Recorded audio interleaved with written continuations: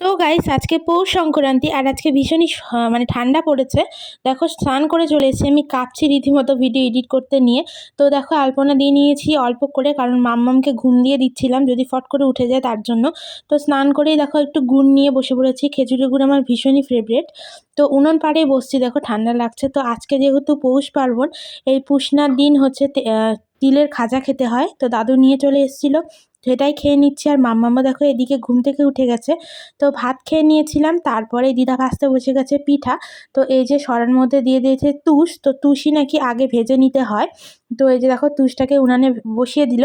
আর আমাদের বেসিক্যালি গ্যাসেই রান্না হয় দিদা বাড়িতে, কিন্তু পিঠা যেহেতু উনানেই করার নিয়ম, আর উনানেই হচ্ছে আমার দিদা বেশি কমফোর্টেবল, তো উনানেই করে ওই জন্য।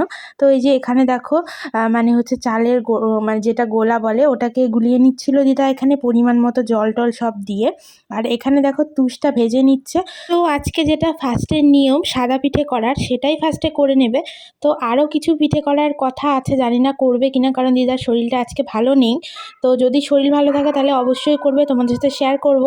তো এখানে দেখো একটু তেল তোমার হচ্ছে দিয়ে নিচ্ছে, কারণ হচ্ছে পিঠাটা না হলে উঠবে না। তো এটা হচ্ছে কলার যে মাঝখানের ইয়েটা হয় সেটাকেই কেটে নিয়েছে, এটা দিয়ে নাকি তেল দিতে হয়।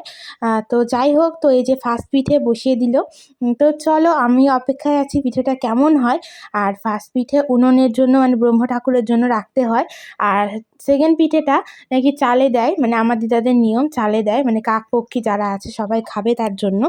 তো পাশে থাকো, আর সবার বাড়িতেই আশা করি পৌষ পার্বণ পালন হচ্ছে। কে কী পিঠে খাচ্ছ, কেমন কাটাচ্ছ দিনটা, কমেন্টসে অবশ্যই জানিও। আর আমার ব্লগগুলো কেমন লাগছে, শর্ট ভিডিও কেমন লাগছে সেটাও কমেন্টস করো। আর সাবস্ক্রাইব তোমরা একদমই করছো না, সেটাও করো বেশি বেশি করে। তো দেখো এখানে এবার সেকেন্ড পিঠেটা বসাবে, তার জন্য প্রিপারেশন চলছে। তো অনেক দিন ধরেই তোমাদের সাথে ডেলি ব্লগ শেয়ার করতে পারছি না, বড় ভিডিও শেয়ার করতে পারছি না। তো আজকে অনেক দিন পরেই একটা বড় ভিডিও শেয়ার করলাম। কেমন হয়েছে ভিডিওটা আর আমার ডেলি ব্লগসগুলো কেমন লাগছে কমেন্টসে জানিও, স্কিপ না করে পুরো ভিডিওটা দেখো।